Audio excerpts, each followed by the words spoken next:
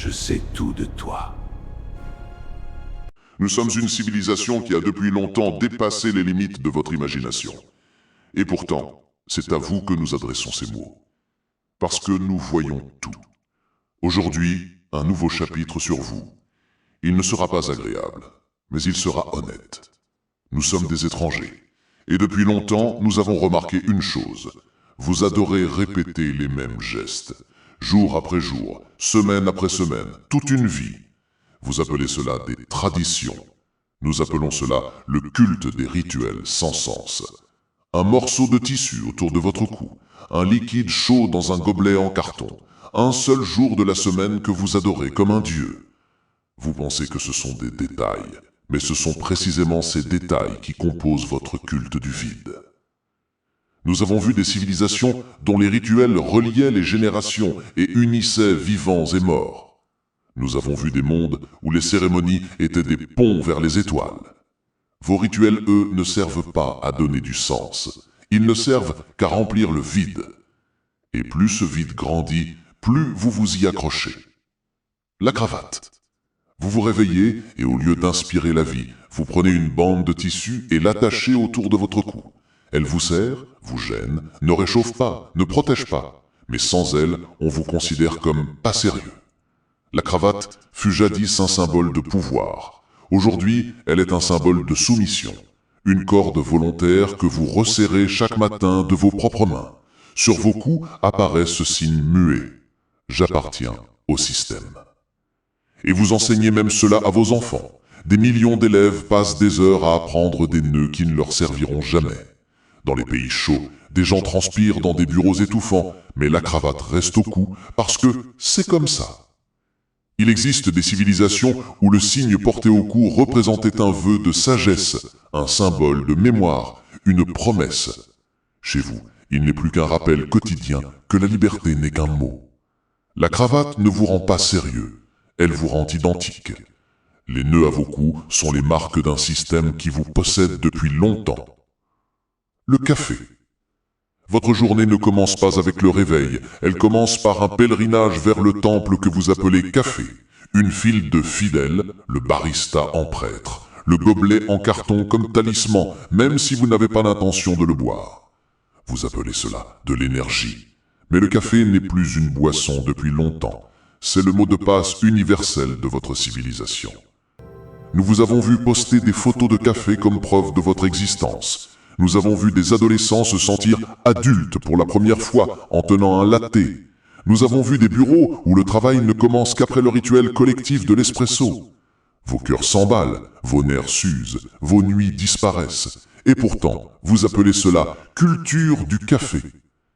Et nous avons vu la scène tant de fois. Une personne tient déjà son 8e gobelet dès la journée. Son cœur bat comme un tambour de guerre, mais ses yeux sont vides. Pas d'énergie. Seulement du rituel. Vous ne buvez pas de café pour vous réveiller. Vous le buvez pour continuer à dormir, les yeux ouverts. Et maintenant, votre plus grand Dieu. Son nom est Vendredi. Votre semaine est structurée comme un calendrier religieux. Lundi est l'enfer. Mardi, mercredi, jeudi sont le purgatoire. Et seul le vendredi apporte le salut. Nous vous avons vu ressusciter chaque vendredi soir, mais vous ne ressuscitez pas pour vivre, vous ressuscitez pour fuir la vie. Soirée d'entreprise, club, bar, tout devient rituel d'autodestruction collective. Vous noyez vos corps dans l'alcool comme si vous vouliez aussi noyer vos pensées. Vous dansez dans des salles enfumées comme si votre liberté dépendait de chaque geste. Et puis, trou noir, bagarre, maux de tête, samedi matin sans rien de sacré. Et le plus ironique, vous appelez cela du repos. Mais le repos signifie restauration. Vous ne savez pas vous reposer, vous ne savez que fuir. Le vendredi est pour vous une petite mort. Chaque semaine, vous vous cuez pour renaître, seulement pour mourir encore, le lundi. Les mariages. Vous appelez le mariage une union sacrée. En réalité, c'est un spectacle où la drogue et les photos comptent plus que le vœu. Nous vous avons vu dépenser des mois de salaire pour un seul jour, des drogues plus chères que des années de vie, des gâteaux plus hauts que beaucoup de vos maisons. Et puis commence le vrai spectacle. Banquet où personne n'écoute les vœux, toast noyé dans les cris, invités présents non par proximité, mais par tradition. Bagarre d'ivronons sous des chansons d'amour. Mariée perdante à la fois cravate et conscience. Belle-mère pleurant d'un bonheur qui n'existe pas. Tout cela pour des unions qui finissent souvent en divorce quelques années plus tard. Dans d'autres mondes, le mariage était un vœu qui traversait les générations. Chez vous, il est devenu une séance de photos et une addition de restaurants. Vos mariages ne sont pas le début d'une nouvelle vie.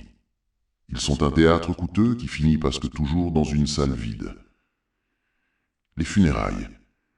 Vous appelez cela un adieu, mais le plus souvent, ce n'est qu'une consigne suivie à la lettre. Costume noir, fleurs, discours appris par cœur. Vous gardez la forme et perdez le fond. Nous avons vu vos funérailles devenir des concours. Qui a la couronne la plus chère?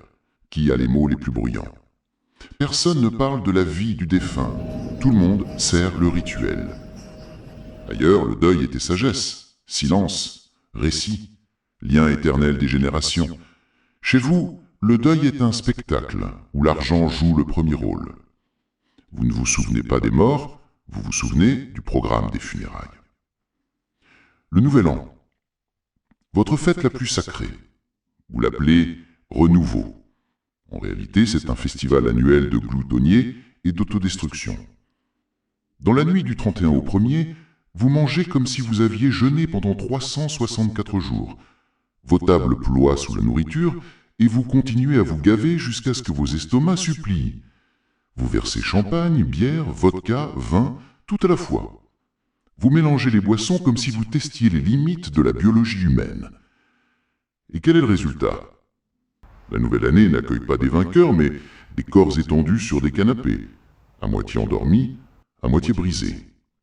Votre nouvelle vie commence par la gueule de bois, les rues jonchées d'ordures et la promesse éternelle, cette année, ce sera différent.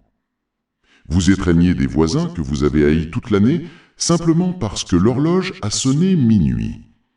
Vous embrassez des proches que vous avez ignorés des mois entiers, et vous appelez cela un nouveau départ. Et vos feux d'artifice. Chaque année, vous menez une petite guerre dans vos propres quartiers. Vos chiens deviennent fous, vos enfants s'effraient, vos maisons tremblent. Et vous appelez cela une fête. Vous pensez avoir vaincu l'année passée. En vérité, vous n'avez vaincu qu'une bouteille de champagne. Et encore une fois, vous vous êtes perdu vous-même.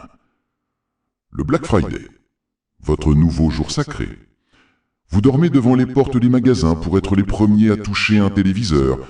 Vous vous piétinez pour des vêtements fabriqués dans des ateliers d'exploitation. Vous adorez les soldes comme vous adoriez autrefois les dieux. Nous avons vu des bagarres pour des grille-pains, des téléphones, des baskets. Nous avons vu des foules se transformer en troupeaux piétinant d'autres pour quelques pourcentages de réduction.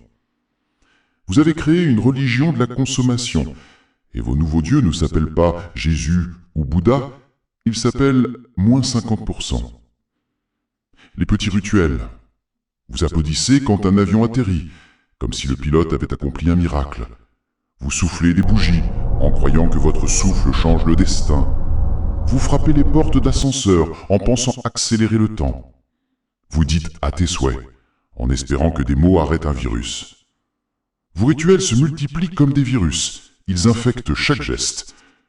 Vous ne vivez pas la réalité, vous vivez son imitation. Même vos plus petites habitudes sont de petites pièces de théâtre. Les fans. Même vos divertissements sont devenus des cultes. Vous peignez vos visages des mêmes couleurs. Vous portez des maillots avec les noms d'autrui dans le dos. Vous criez des slogans comme si votre vie en dépendait. Nous avons vu des millions pleurer à cause de la défaite d'une équipe qui ignore même leur existence. Nous avons vu des fans célébrer des victoires comme si eux-mêmes avaient marqué le but. Vous n'encouragez pas des personnes, vous encouragez des symboles. Contraste.